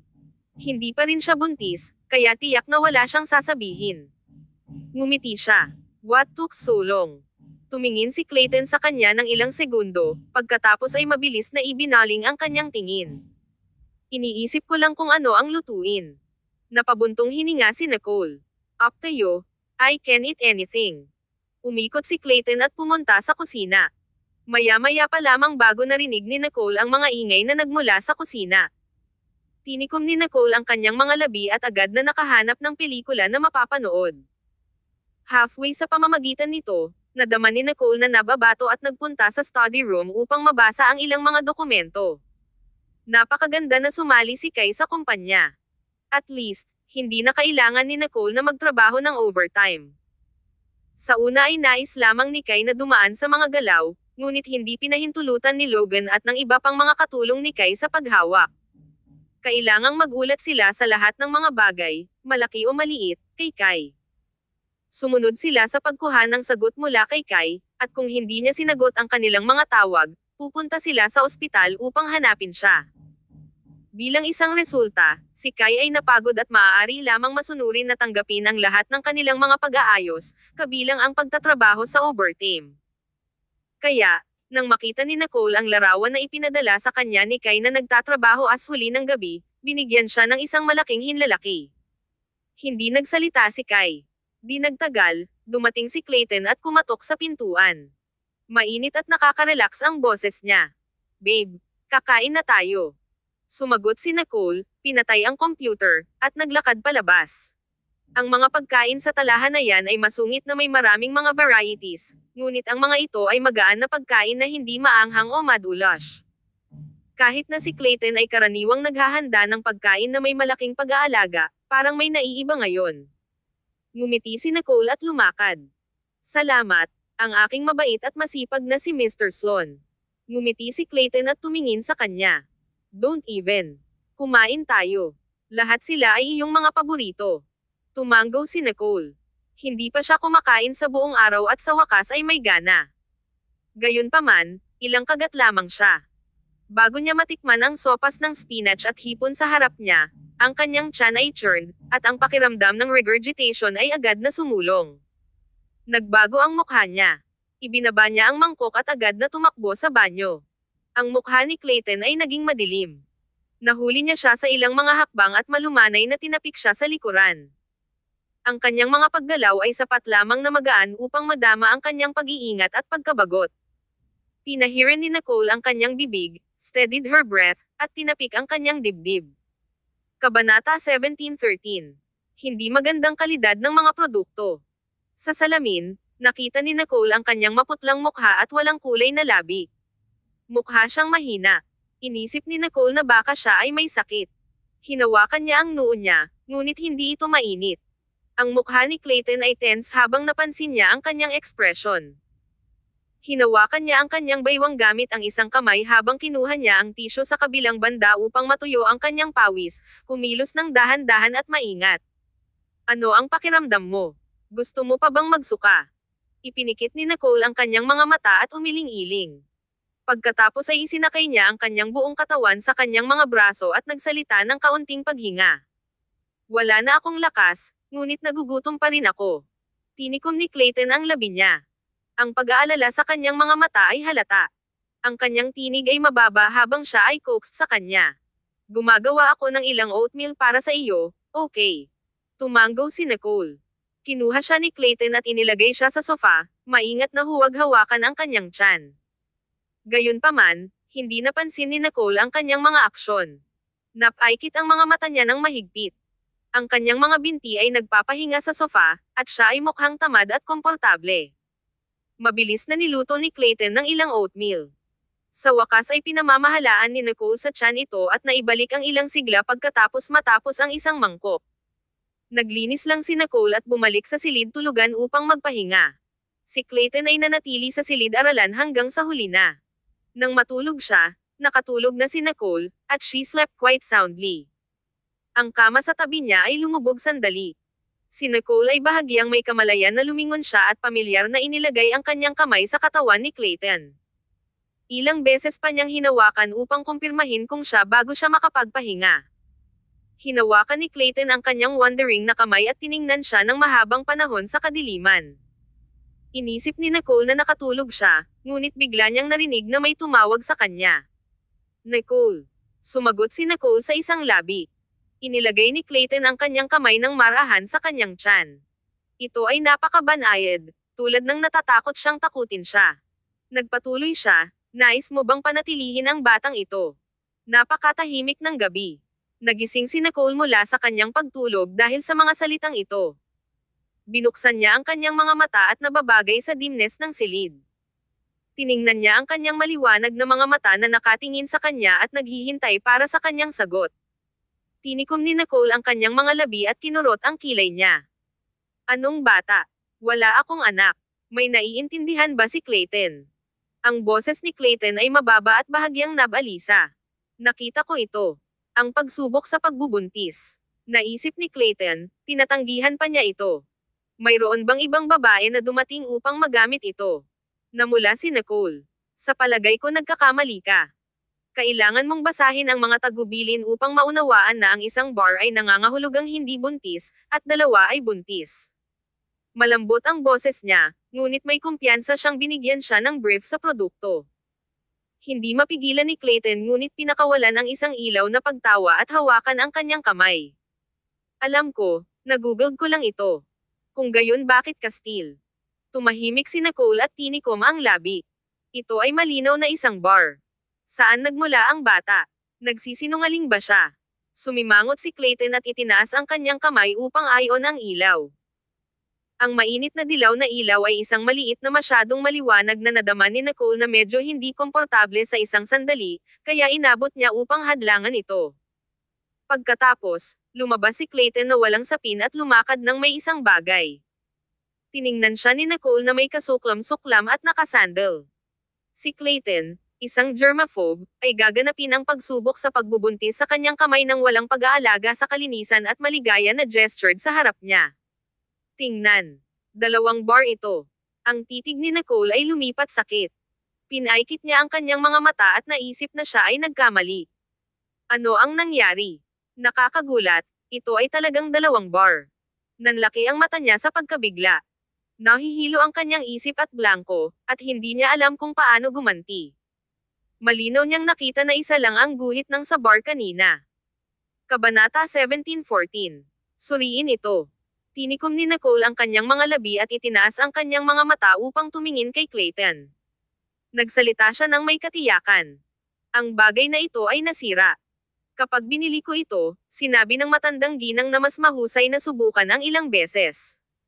Nang tiningnan ko ito ng mas maaga, malinaw na isang bar ngunit ngayon ito ay naging 2. Dapat mayroong isang bagay na mali sa pagbubuntis na pagsubok na ito. Tumingin si Clayton kay Nicole, dumbfounded. Ang kagalakan sa kanyang puso ay mariing pinigilan, at tila siya ay medyo hindi makapaniwala. Talaga. Tumanggaw si Nicole. Ibinaba ni Clayton ang kanyang mga mata. Kung gayon dapat ba akong bumili ng higit pa? Umiling-iling si Nicole. Hindi na kailangan. Bumili ako ng marami sa kanila. Susubukan ko ulit bukas ng umaga. Nang narinig niya ito, bumilis ang pintig ng puso ni Clayton. Tumanggaw siya. Okay. Pagkatapos ay itinapon niya ang pagsubok sa pagbubuntis at naghugas ng kanyang mga kamay bago bumalik sa kama. Matapos niyang patayin ang mga ilaw, ang silid ay nahulog sa kadiliman. Si Clayton ay humiga sa tabi ni Nicole ngunit hindi na nakaramdam ng tulog. Nicole. Malapit lang na makatulog si Nicole nang siya ay magising ulit. May isang pahiwatig ng hindi kasiya siya sa kanyang tinig. Ayaw ba ni Clayton na magpahinga siya?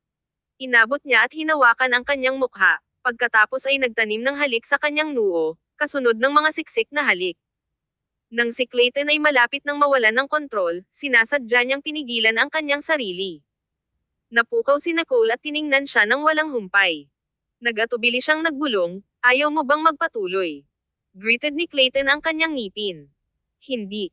Gusto lang niyang halikan siya upang masiyahan ang kanyang mga pagnanasa.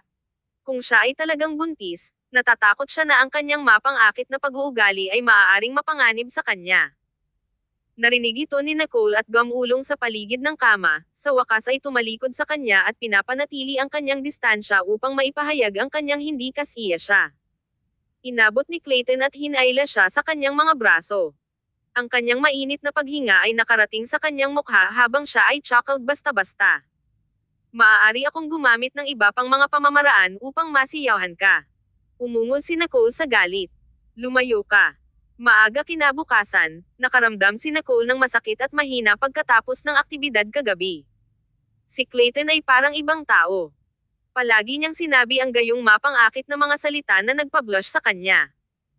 Gayunpaman, dahil nagtatrabaho siya sa buong gabi at bumangon ng maaga sa umaga upang gawin ang agahan, pinatawad siya ni Nicole. Pinanood ni Clayton na lumabas si Nicole at ngumiti. Lumakad siya at niyakap siya, pagkatapos ay binigyan siya ng magandang halik sa umaga. Siya ay labis na banayad. Sumiksik si Nicole at tumawa. Masaya ka ba ngayon? Si Clayton ay tumawa ng basta-basta, syempre. Huwag kalimutan kung ano ang dapat mong gawin sa umaga. Biglang naalala ni Nicole matapos ang kanyang paalala. Tama, ang pagsubok sa pagbubuntis. Nagbago sandali ang mukha niya. Tinikom niya ang kanyang mga labi at huminga ng malalim na hininga bago siya pumasok kasama ang itim na plastic bag mula kahapon. Orihinal na nais ni Clayton na talakayin si Nicole kagabi tungkol sa bata, ngunit sa huli, ang mga bagay na binuo sa iba pa, kaya wala siyang pagkakataon na magsalita. Ngayon, maingat na tumayo si Clayton sa pintuan at naghintay kay Nicole. Di nagtagal, lumabas si Nicole mula sa banyo at masayang ipinakita sa kanya ang mga resulta. Isang bar. Tumingin si Clayton at ang pagsubok sa pagbubuntis sa harap niya. Sa katunayan, ito ay isang bar. Bago makaramdam si Clayton, isa pang bar sa tabi ng isang bar na unti-unting naging pula. Ang mga labi ni Clayton ay tot, natural, napansin din ito ni Nicole. Kaya, ito ang dahilan kung bakit nakita ni Nicole na isang bar lamang ito kagabi habang nakita ni Clayton ang dalawang bar. Nagkaroon ito ng isang pagkaantala na reaksyon. Ang bagay na ito ay masyadong hindi maaasahan. Ang dalawa sa kanila ay tumingin sa isa't isa. Bagaman medyo nag-aalinlangan at natakot si Nicole, ang mga mata ni Clayton ay may ilang nakatagong kaguluhan at paglukso ng kagalakan. Tumingin si Clayton sa kanya at seryosong iminungkahi. Gusto mo bang pumunta sa ospital para sa isang pag-check-up? Binuksan ni Nicole ang kanyang bibig at ipinahayag ang kanyang saloobin. Kung pupunta tayo sa ospital, hindi ba malalaman ng lahat tungkol dito? Kabanata 17:15. Panatilihin mo ba ito?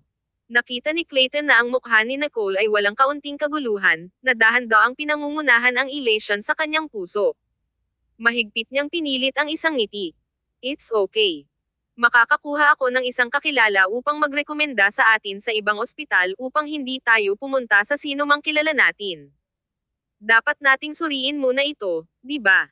Bagaman naisip din ni Nicole ang parehong bagay, nag-aalala siya. Sa huli, tumanggaw siya sa ulo. Hinaplos ni Clayton ang kanyang buhok at lumingon upang tawagan ang kanyang kakilala. Naturally, ito ay isang mapagkakatiwalaang ospital at doktor, ngunit ang mga taong ito ay hindi lumusot sa kanilang pang-araw-araw na buhay. Si Clayton ay may hindi mailalarawan na pakiramdam sa kanyang puso. Hindi rin siya nang ahas na tanungin siya kung panatilihin niya ang sanggol kung siya ay talagang buntis. Iyon ay dahil natatakot siya na hindi niya matatanggap ang kanyang sagot. Ni alinman sa kanila ay may maraming gana sa umaga. Ayaw ni Nicole na kumain, kaya inilabas lang siya ni Clayton. Ang ospital na nakontak ni Clayton ay isang pribadong ospital sa isang kalapit na lungsod. Bago pumasok, nagsuot sila ng mask. Sa kabutihang palad, ang doktor ay hindi interesado sa pagkakakilanlan ng pasyente sa panahon ng pagsusuri. Hindi man lang siya tumingin ng higit sa isang beses bago sabihin sa kanila ang mga resulta. Binabati kita na 3 linggo na buntis. Matapos sabihin iyon, biglang tumahimik ang silid. Tumingin ang doktor sa mag-asawa sa harap niya na walang bakas ng kagalakan. Upang maging tumpak, ang babae ay hindi masaya. Sobrang nagulat lang siya. Ang lalaki ay mukhang kaaya-aya, gwapo, nakalaan, at marangal, na may mga ecstatic na emosyon na pinigilan sa kanyang mga mata. Ang doktor ay nakakita ng maraming tao na tulad nito. Yumuko siya at nagpatuloy, pinakamabuting magpasya kung panatilihin ang sanggol o hindi sa lalong madaling panahon dahil mas mahaba ang iyong paghihintay, mas mapinsala ang pagpapalaglag ay nasa katawan. May isang panandaliang higpit sa mukha ng lalaki. Ang titig ni Clayton ay napunta kay Nicole. Pagkatapos umalis sa ospital, ang dalawa sa kanila ay nakaupo sa kotse. Nawala si Nicole sa pag-iisip at nakasisindak, hindi alam kung ano ang iniisip niya. Ang kagalakan ni Clayton ay pinalitan ng katahimikan. Alam niya na hindi inaasahan ni Nicole ang pagdating ng batang ito. Marahil, hindi rin inaasahan ni Nicole na pakasalan rin siya. Sa loob ng kotse ay tahimik ng kaunting panahon. Tumingin sa kanya si Clayton. Ang ilaw sa kanyang mga mata ay unti-unting nawala sa limot. Pagkaraan ng mahabang panahon, sa wakas ay nagsalita siya. Paumanhin. Responsable ako para dito. Kahit na si Clayton ay magsusuot ng kondom sa bawat oras, hindi niya matiyak na hindi ito nagkakamali. Sa huli, si Nicole ang nagdusa. Tumahimik si Nicole, tumingin sa kanya, at binuksan ang kanyang bibig. Kung gayon tatanggapin mo ba ang responsibilidad para dito? Inisip ni Clayton na mayroon siyang misheard. Sinuri ng kanyang mga mata ang kanyang mukha, at ang kanyang lalamunan ay gumalaw ng bahagya. Tumanggo siya. Siyempre. Tumingin si Nicole kay Clayton at nag-atubili ng ilang segundo. Mas mabuti kung babalik tayo sa ospital at kausapin ang aking ama. Sa sandaling sinabi niya ito, naging malamig ang puso ni Clayton. Tumanggo siya ng isang malungkot na mukha at sinimulan ang kotse, nagmamaneho sa katahimikan. Ang musika ay nilalaro sa background, ngunit ang kanyang puso ay nag-iisa. Ang pagpunta sa ospital ay nangangahulugang sumuko siya sa bata. Ito ay orihinal na kanyang kasalanan pa rin, kaya hindi niya dapat inaasahan ng labis. Nais din ni Nicole na pumunta sa parehong ospital kung saan nanatili si Floyd. Lumabas si Nicole sa kotse at tiningnan si Clayton, na nakaupo nang hindi gumagalaw sa kotse na parang nagdusa siya. Sumimangot siya ng bahagya. Para saan ka at nakaupo ka pa dyan? Tumingin si Clayton sa kanya ng patagilid. Ang kanyang lalamunan ay nag-clear, at ang kanyang tinig ay tuyo at mababa. Nicole. Matiyagang tumayo doon si Nicole habang hinihintay niya siyang magsalita. Ang titig ni Clayton ay madilim, at ang kanyang tinig ay mahina ang pakiusap. May posibilidad ba na panatilihin mo ang bata?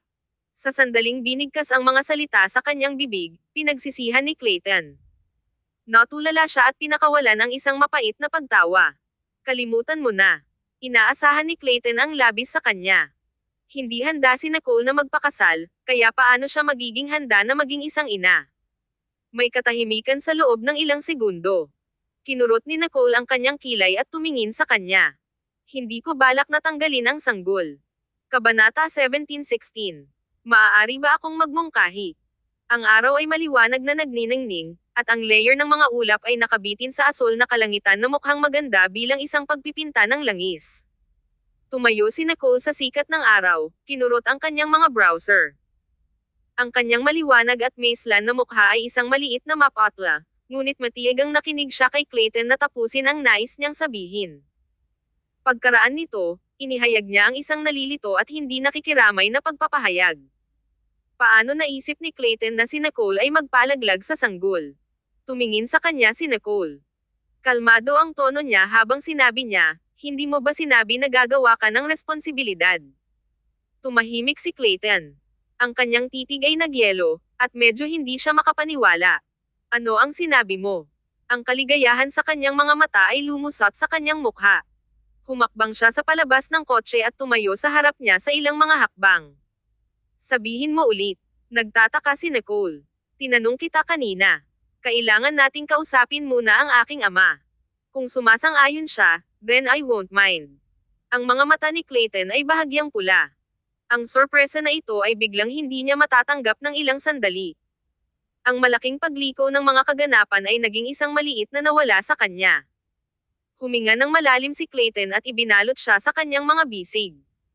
Ang kanyang tense sa puso sa wakas ay hamupa.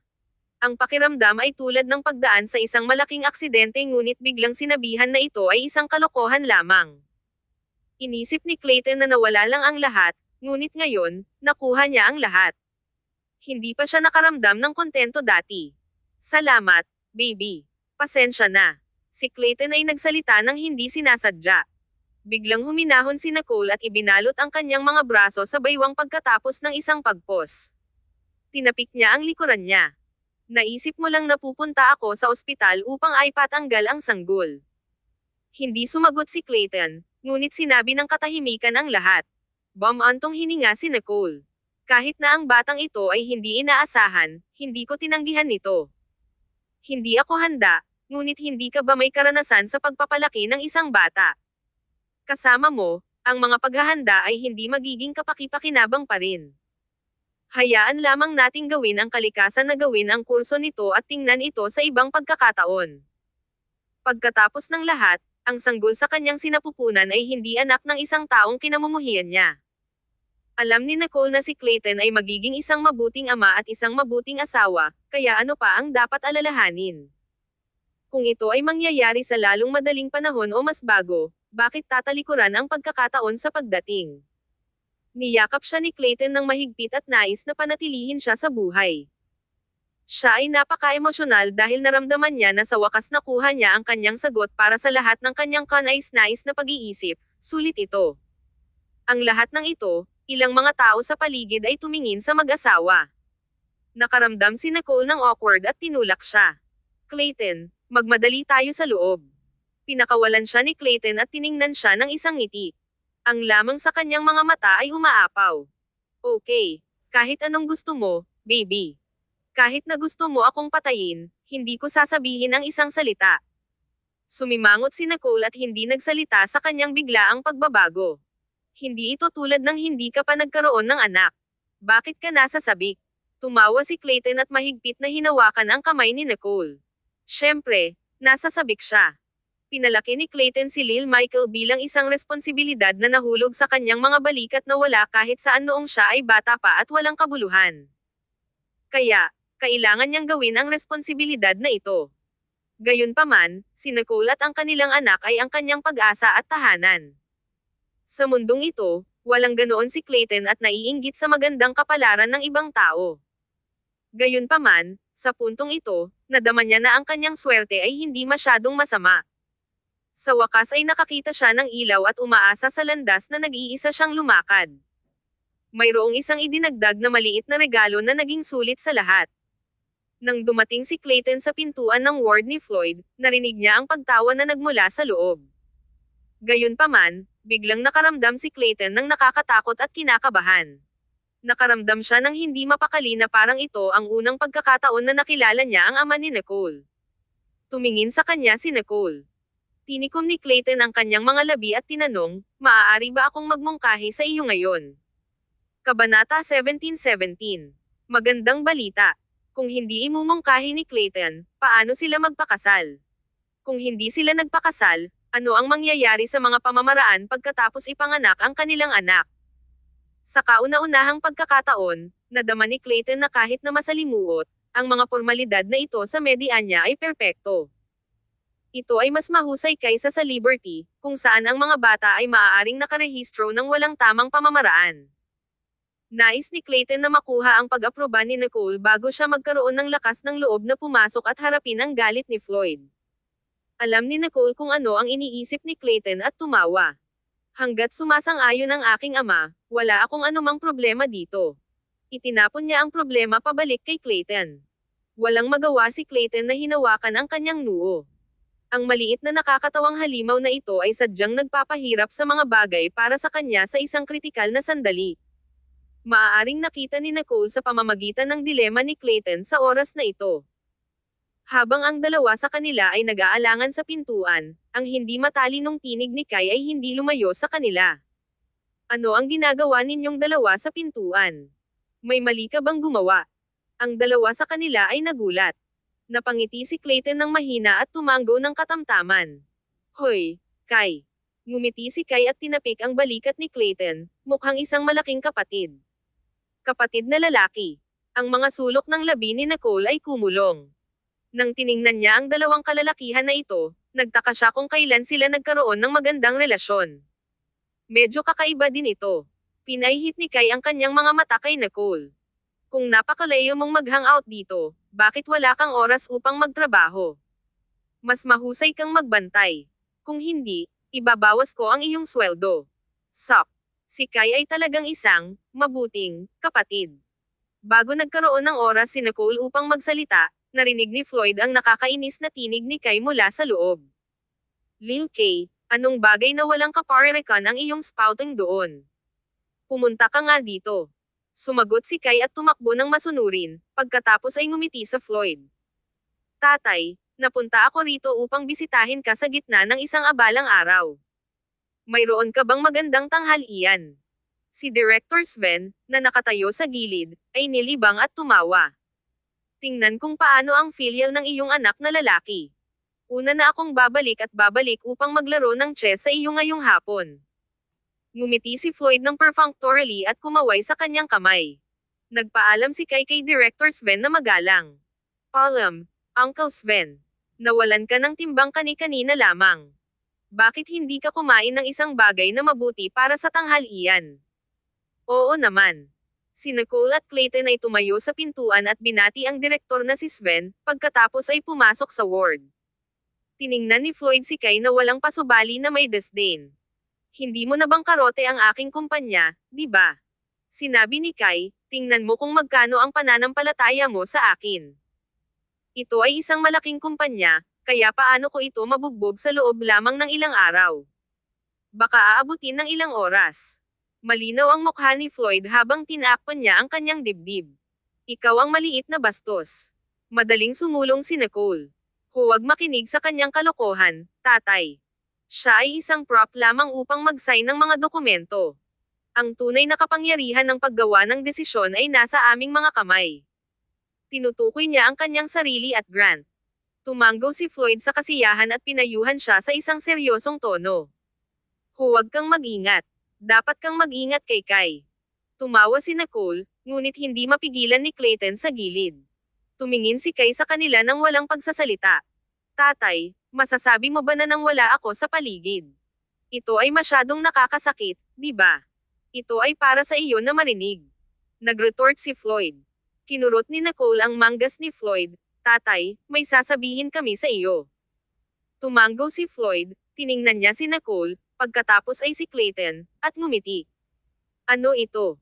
Ang impresyon na si Clayton ay naiwan kay Floyd kamakailan ay hindi masama. Humakbang si Clayton at tumayo roon na mukhang mainit, gwapo, at patayo ang kanyang pag-uugali ay pambihira din.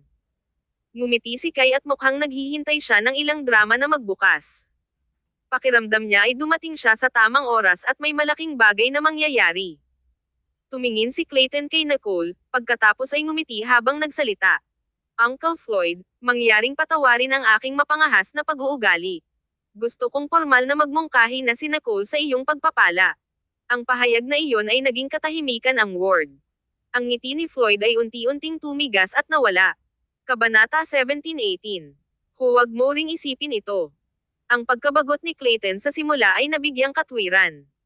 At least, Isang minuto bago binuksan ni Clayton ang kanyang bibig, nakaka-relax pa rin siya. Pagkatapos, matapos ang pagsasalita ni Clayton, nakaramdam siya ng kinakabahan, natatakot, at tense. Ito ay mas nakakatakot kaysa noong isinara ni Clayton ang kanyang unang malaking pakikitungo. Inisip ni Clayton na ang kanyang kamakailang pagganap ay naging mabuti dahil ang saloobin ni Floyd sa kanya ay naging mahusay. Gayunpaman, sa sandaling ito, nadama ni Clayton na malayo ito. Masyadong peligro. Si Clayton ay labis na nag-aalala tungkol sa maliit na zygote sa sinapupunan ni Nicole ngayon.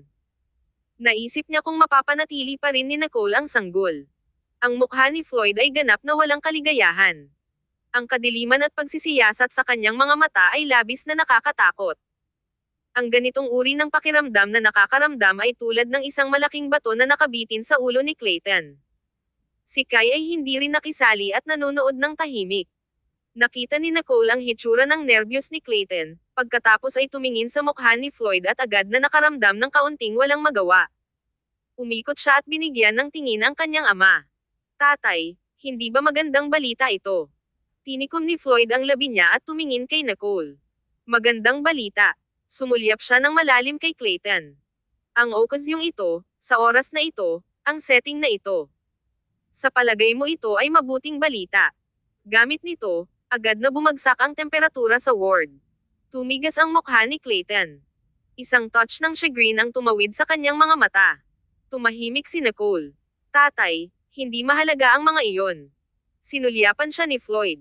Malamig ang tono niya. Kung gayon ano ang mahalaga? Ano pa ang mahalaga?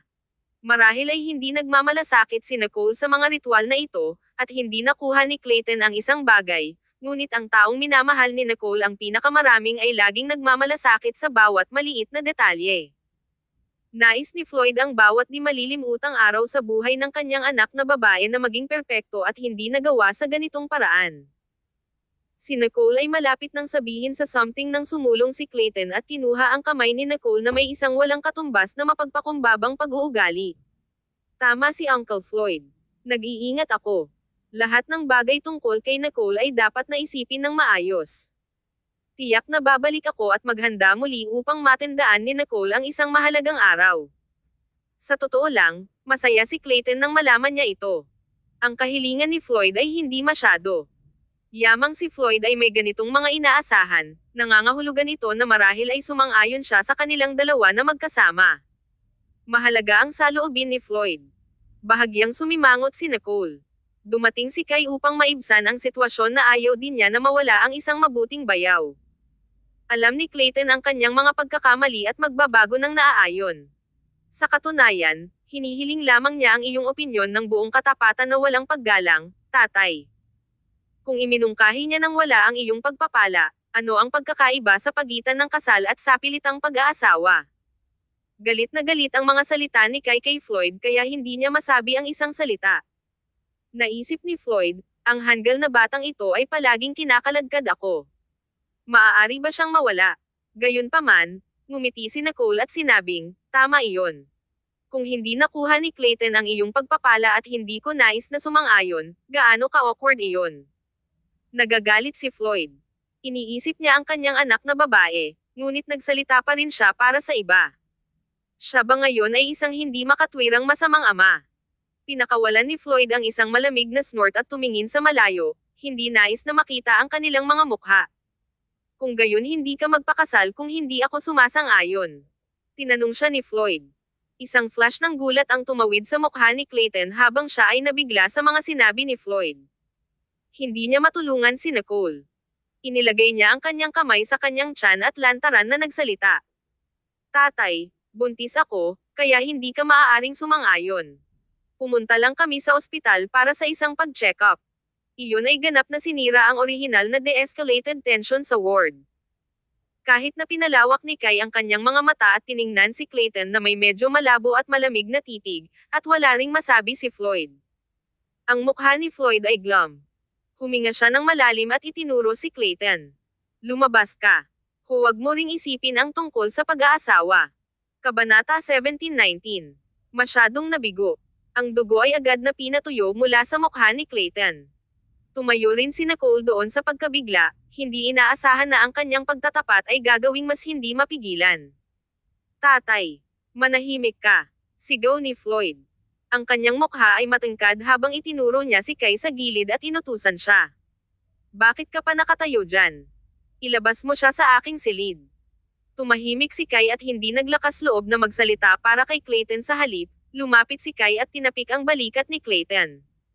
Lumabas tayo at maghintay. Si Clayton ay minamaliit ang pagnanais ng pamilyang Stanton na protektahan si Nicole at labis na nasobrahan ang kanyang paninindigan sa puso ni Floyd. Para kay Floyd, kung ano ang ginawa ni Clayton ay pareho sa isang scumbag. Ang magandang imahe na itinayo ni Clayton noong nakaraan ay gumuho sa isang iglap. Itinikom Clayton ang kanyang mga labi, sumulyap kay Floyd, at nais na sabihin ng isang bagay, ngunit siya ay tumahimik at sa wakas ay sumulyap kay Nicole na nag-aalala at ikinalulungkot. Kung ang bagay na ito ay nagdala kay Nicole ng anumang pinsala, pagkatapos ay makaramdam siya ng kasalanan magpakailanman. Napangiti si Nicole kay Clayton na matiyak na ipakita sa kanya na nagsasabing ayos lang siya. Mas masahol pa ang puso ni Clayton. Nais niyang manatili at harapin ang galit ni Floyd sa kanya, ngunit ang pananatili ay magagalit kay Floyd, na halos papatayin ang lahat ng kanyang mga pagkakataon. Naramdaman ni Clayton na siya ay nasa dulo ng kanyang lubad. Maingat na isinara ni Kai ang pintuan. Tumayo roon si Nicole na may maputlang mukha. Tatay, bakit ka nagagalit? Huminga ng malalim si Floyd at tinakpan ang kanyang dibdib. Mapatla ang mukha niya. Nagpunta si Nicole at pinapaginhawa ang dibdib ni Floyd. Medyo bumagsak ang boses niya. Tatay, katatapos ka lang sa operasyon, kaya huwag magalit. Kung hindi ka sumasang-ayon, ipapatanggal ko lang ang sanggol. Okay lang. Biglang lumingon si Floyd upang tumingin sa kanyang anak na babae. Ang uri ng pag-ibig at sakit ng puso sa kanyang mga mata ay hindi maitago. Pinaikit niya ang kanyang kamao at huminga ng ilang malalim na paghinga upang pakalmayan ang kanyang sarili. Ang kanyang mukha ay umiwas ng kaunti bago siya nagsalita. Gusto mo ba siya ng sobra? Tumanggaw si Nicole. Tumingin si Floyd sa kanya ng ilang segundo, nagbuntong hininga, at inunat ang kamay at hinaplos ang kanyang buhok. Dahil gusto mo siya ng sobra, huwag sabihin muli ang mga bagay tulad ng pagpapalaglag muli ng sanggol. Kahit na ang iyong mga kapatid ay hindi ako handa na magpakasal ka, isang oras lamang. Kung hindi ko napansin si Clayton sa oras na ito at iniisip na siya ay isang mabuting tao. Kung hindi ko rin alam sa kanya, hindi namin malalaman kung ikaw ay buhay o patay sa Timog Silangang Asya. Alam ko rin na siya ay napakapansin kung ikaw ay buhay. Naging pula ang mata ni Nicole habang siya ay nagpout. Kung gayon bakit ka nagagalit ngayon? Nakatakot ka lang sa kanya. Bahagyang bumagsak ang mukha ni Floyd. Paano ko siya tinatakot? Hindi ko kailanman sinalungat ang iyong relasyon, ngunit ang lahat ay dapat pumunta ayon sa proseso. Sa ganoong paraan, walang anumang mga alingaw-ngaw tungkol sa iyo. Natahimik si Nicole. Yumuko siya sa ulo at ibinaba ang boses niya. Alam ko na ang aking huling pag-aasawa ay naubos ang lahat, kaya't labis kang nag-aalala tungkol sa aking mga relasyon. Kahit na hindi ako magpakasal magpakailanman, sasang-ayon din kayo, di ba?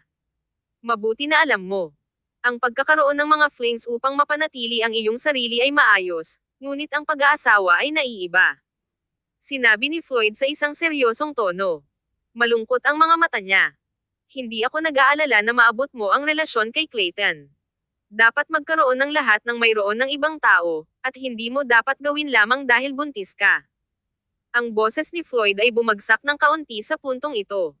Bumantong hininga siya, at ang kanyang mga mata ay may labis na pagkagalit. Si Clayton ay hindi pa rin matatag. Naisip ko na siya ang pinakaangkop na tao para sa iyo bago ito. Napakagulo niya, at masyadong nabigo ako sa kanya. Kabanata 17:20. Talagang karapat-dapat kang matalo. Maaaring sabihin ni Nicole mula sa mga salita ni Floyd na si Floyd ay talagang hindi nasisiyahan kay Clayton. Hindi lang niya natanggap ang hindi inaasahang pagbubuntis na ito. Sa huli, natatakot lamang si Floyd na ang kanyang anak na babae ay agrabyado. Mainit ang puso ni Nicole. Hinawakan niya ang braso ni Floyd at ngumiti. Tatay, hindi siya maglakas loob. Ito ay isang aksidente lamang. Pagdating namin sa ospital, naisip niya kahit na hindi ko gusto ang sanggol. Sa daan dito, mukhang malungkot siya, ngunit wala siyang sinabi. Nirerespeto niya ako ng buo. Dahil magpakasal kami ng mas maaga o huli pa, bakit hindi sumasang-ayon dito? Itinaas ni Floyd ang kilay niya. Ang kanyang mga mata ay puno ng pagdududa. Talaga. Tumango si Nicole. Bumantong hininga si Floyd. Ngunit iniisip ko pa rin na napakabuti mo para sa kanya at nakakuha siya ng isang malaking pakikitungo.